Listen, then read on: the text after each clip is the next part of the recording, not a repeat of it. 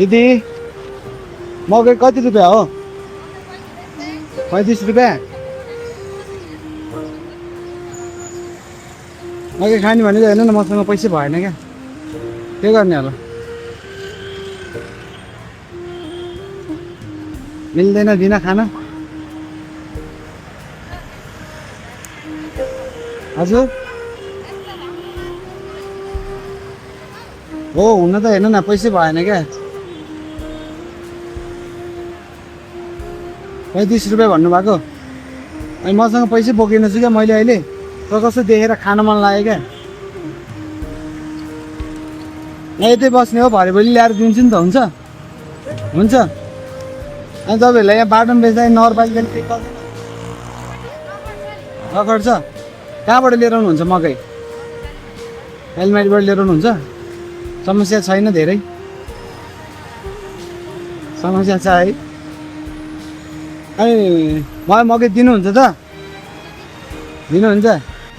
अनि 35 रुपियाँ त घाटा लाग्यो नि त नि। अनि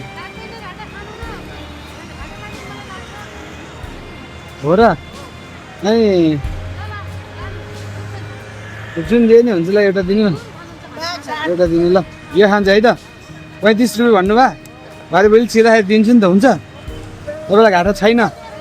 म भागेँ भने के गर्नुहुन्छ? के पनि हुँदैन।